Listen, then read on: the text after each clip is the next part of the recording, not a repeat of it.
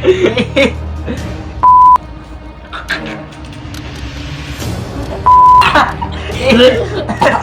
sedap tau.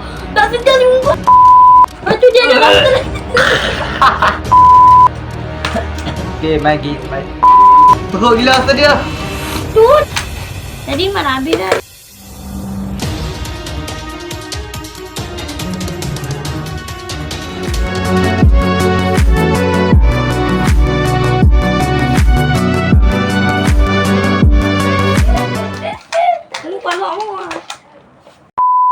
Hello guys, welcome back to Team Channel Padi.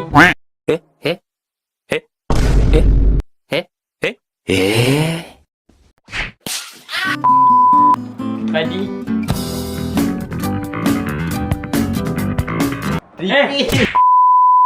Hello guys, welcome back to Team Channel 3P.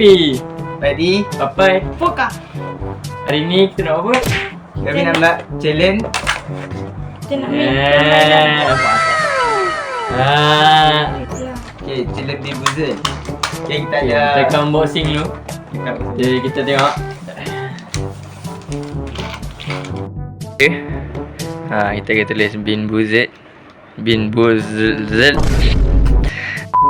Dan ni dia ada bagi dia punya ni, apa ni nama spinner kan untuk choose. Okay, first kita ada. Okay, first kita ada Tutti Frutti. Stokin busuk. No! God, please, no! No! Okay. Next kita ada Cappuccino Assassino. Cappuccino assassino! Oh, okay, sorry. Cappuccino bawang. Oh. Berapa Berpatapin. Bar. Okay, ini preset baru. Ni ada kita ada Likur. kita apa ni? Licorice. Nasi apa tak tahu. Perembar album. Tak apa. Okay, ni kita ada top banana atau makanan anjing atau bagi gigi, strawberry banana smoothie atau ikan mati. Kalau ikan mati nampak ikan mati. Atau smash lo atau stick bak. Kentang. Okay, kita akan buka di dalam dia nanti macam ni. Nampak. Ni dapat apa? Dia main dia. Dia tu buka. Okay. Dia kita rasa. Go. Dia pernah main dah kan? Tak ada lag lah. Dia buka. Bau dia harum ya.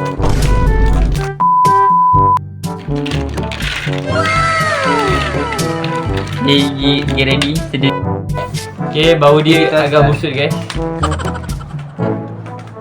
Oh, lupa. Dah ada tetamu jemputan. Okay, selamat masuk. Sini, tetamu jemputan sini. Sini. Ni terima kasih ni.